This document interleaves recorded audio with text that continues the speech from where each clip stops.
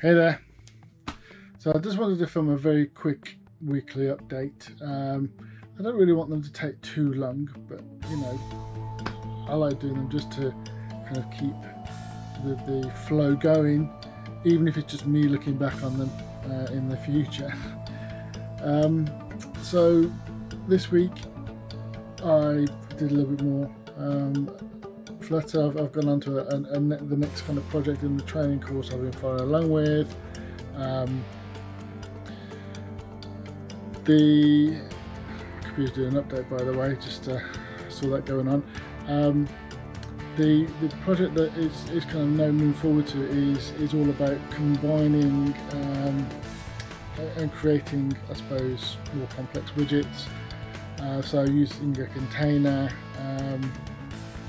having a card, and then within that card having, you know, columns and rows, and literally just building up, say, a widget with information that you may want. And the way they're doing it, they're using a class to hold the information. So instead of like having a list, for example, like they did in the first project that I followed along with, where they kind of list a map to hold the data, which seems overly complicated, to be fairly honest. They're using an object, a class, which I think is probably from my perspective, the correct way of doing things, obviously being object-oriented developer.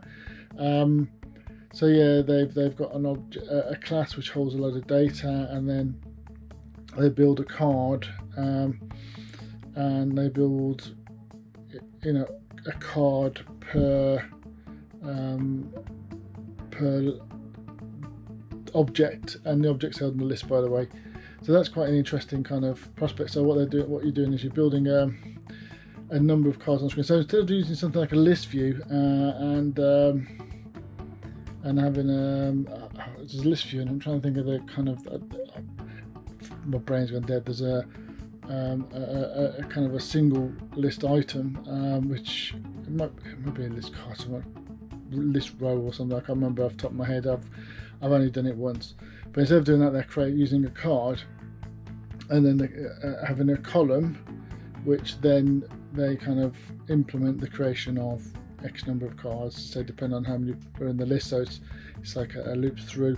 But anyway, yeah. So that's what I'm doing at the moment. It's about kind of building more complex widgets using obviously a list of other widgets. So as I say, taking a card, and within there having a row, and then within the row having the second element being a column, so you can have two. So basically you can have, for example, an image, and then you'd have a sort of a bold bit of text, and underneath maybe a grade sort of secondary text, you know, so the kind of usual UI where you have the kind of the less important information in a different color, a lighter color, just to kind of de-emphasize it, rather than, you know, having titles and stuff like that. So yeah, that's where I am this week. It's again been one of those weeks where I've been doing a little bit, then I had a couple of days off from doing that, so that was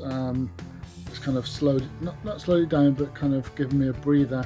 But I must admit, this next part now is quite interesting, because the projects I've got in mind, one of them, it's really going to this work that I'm doing now, this part of the course I'm doing now, is really going to give me a good insight into something that I want to do in that. So that's really cool.